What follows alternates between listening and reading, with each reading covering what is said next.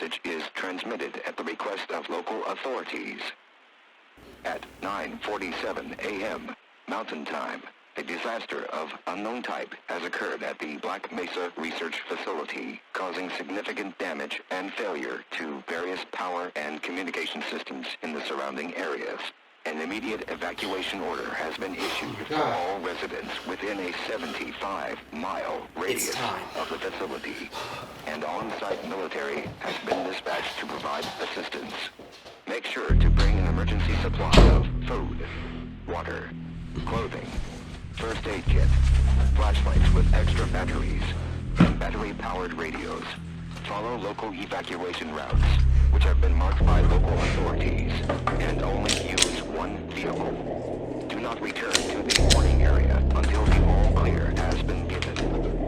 If you are not in the evacuation zone, stay where you are. If you are within the evacuation area and have no transportation, locate your nearest police department or military officer. Do not use telephones or cell phones, except in the case of emergencies. Stay tuned to local news media outlets for further details and information on this situation.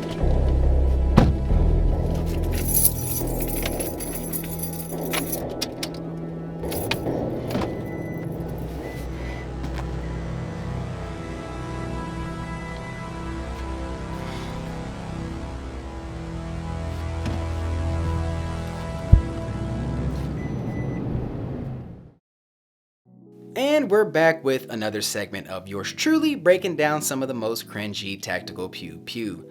The time has come where all the old tinfoil hats that were made in the early 2000s get repainted and put back on.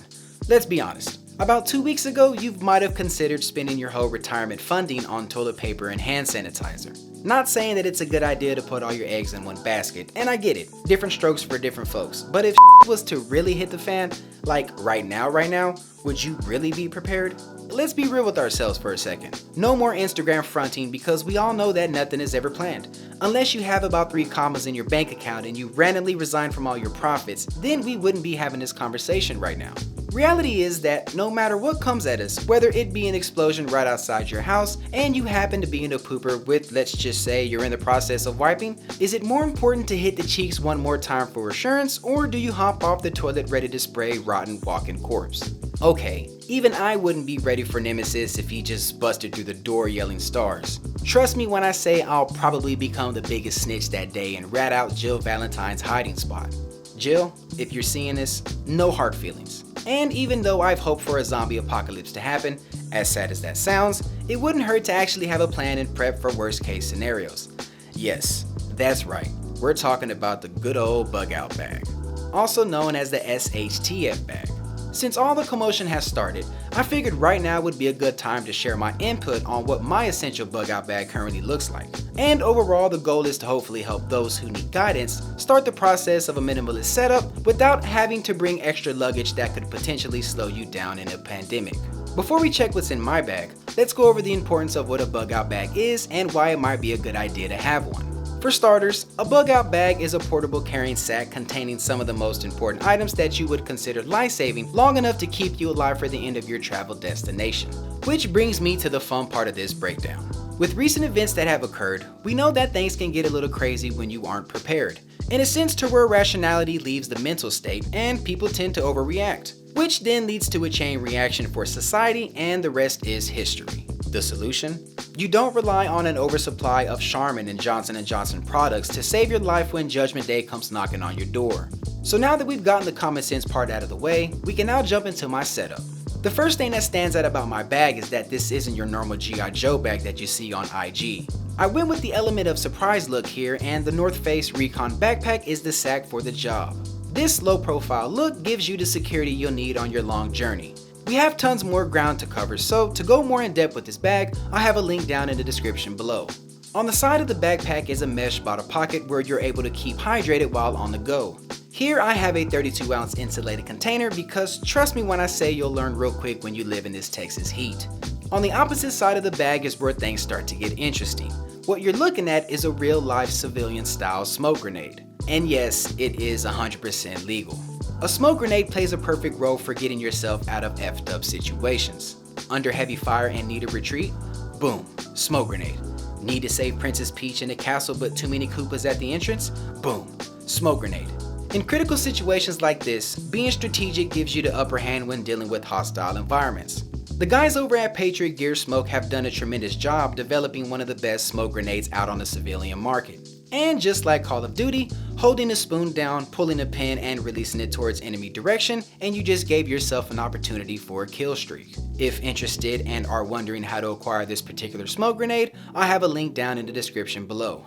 On the front side of the bag is where I keep my first aid equipment, reason being the obvious. To beef up the kit a bit, I've included a cat tourniquet, 2 chest seals, an MPA, as well as an emergency trauma dressing and an ammonia inhalant to make sure I cover the vast majority of injuries that are prone to happen in harsh conditions. To go into more detail about each particular item, as always, I'll have links down in the description. With the recent pandemic that has occurred, I've added the Israeli gas mask to become a part of my bug out setup. Using a 40mm NATO filter, this military surplus mask is the answer like AI to the Sixers. And although it isn't the most comfortable mask when positioning your firearm, its lightweight ability along with its wide field of view makes this mask hard to pass on.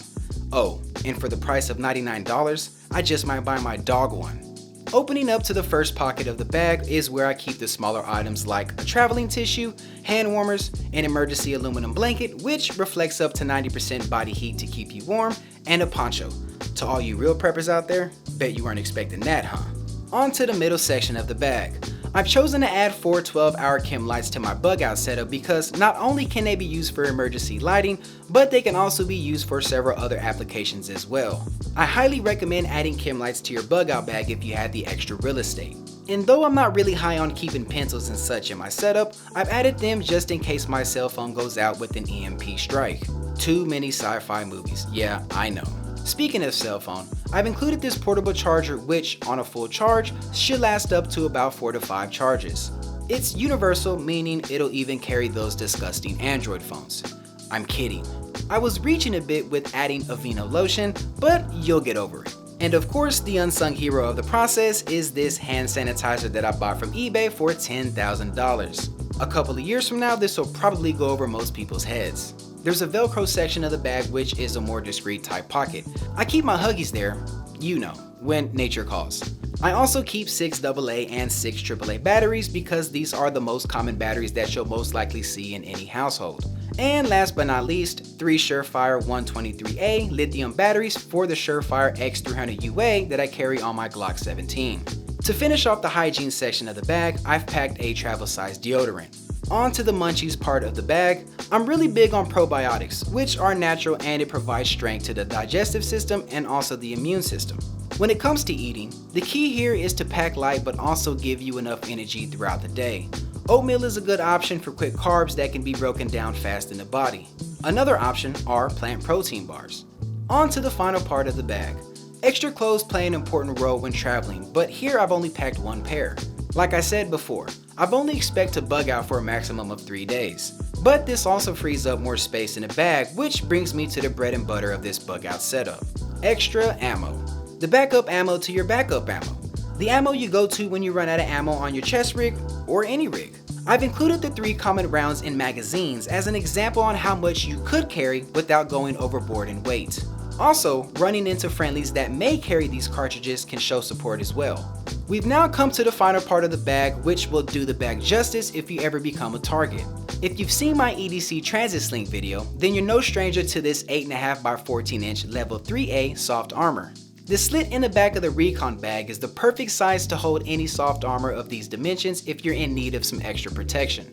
Stopping all the way up to a 308 cartridge, you'd be crazy to not add this to your bug out setup. To know more about this ballistic panel, I have a link on the top right hand corner. So this about wraps up this bug out bag setup. If you stuck with me this far, then congratulations, you're a real one. I normally don't post 3-hour segments of my life on YouTube, but I feel like this was a must since we're in a critical situation. Hopefully for the ones who find being ahead of the game one of the biggest assets when it comes to preparing for worst case scenarios, maybe this can give you some value on what can be good additions to your bug out bag. I'm gonna go ahead and wrap this video up. If you like what you saw and would like to watch more content like this in the future, click the subscribe button. To get instant updates, click the bell notification icon as well, and I'll see you guys in the next video.